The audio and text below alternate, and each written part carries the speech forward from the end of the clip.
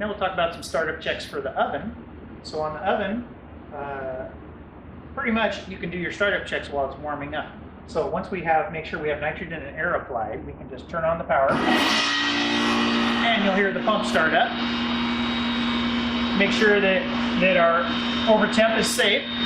Make sure the oven's temperature, so I've already preheated the oven a little bit. So the oven is starting up. The chart recorder is going to start up.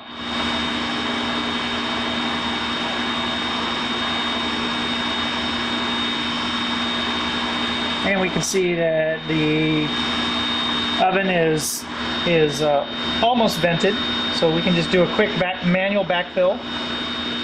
Make sure the oven's completely vented. And go ahead and open the door, and we'll do a visual inspection.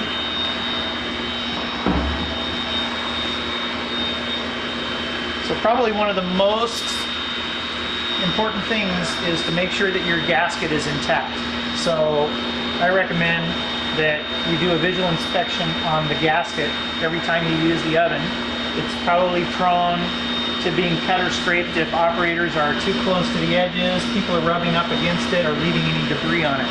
So it's quite easy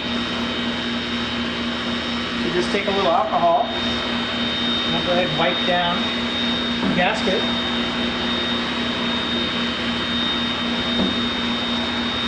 I'd recommend to do that weekly, daily, some kind of PM, just to make sure that it's not getting dirty and not getting scratched.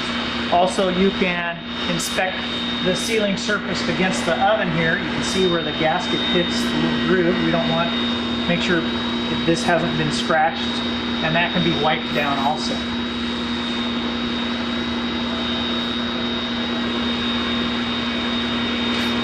Now, if you're using the independent thermocouple to monitor your product, currently there are two thermocouples, but only thermocouple number 1 is connected to the chart recorder. So number 1 is the thermocouple.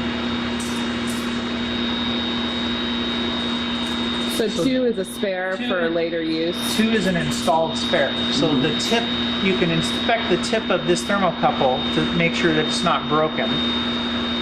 And it may be difficult to test in a hot oven, but in a cold oven, you can look at pen number 3 is the independent thermocouple. So you can just grab and warm it up with your hand, and you can see that the temperature is going up.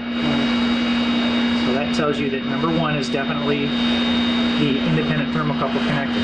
If this thermocouple fails or it gets broken, you can a technician can go inside, and I'll show how to do that in another video, switch to the other thermocouple. So we want to make sure that these are tucked away whenever we connect them to the product or spare them, and that they don't get caught in the door gasket when we close the door. You can also take a look at the nitrogen wand, just to make sure that it is that the holes are pointing sideways. This is probably not going to move, but it's good to make sure that it hasn't fallen off of there. It should be pretty tight. And then in the back, you'll see the temperature probe. Make sure that we didn't get any spare product or something down there, or anything in its way. And you may or may not have shelves. You may have a fixture or shelves, but we got the shelf clips. Everything's intact. There's no debris flying around. There is a filter on the pump, but there's not a filter on the suction before the valve. So we want to make sure that we don't have any loose debris inside the oven. So that all looks pretty good.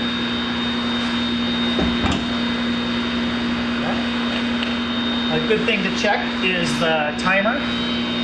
If nobody has adjusted the timer, make sure it matches what your process time. Currently this is set for 60 minutes.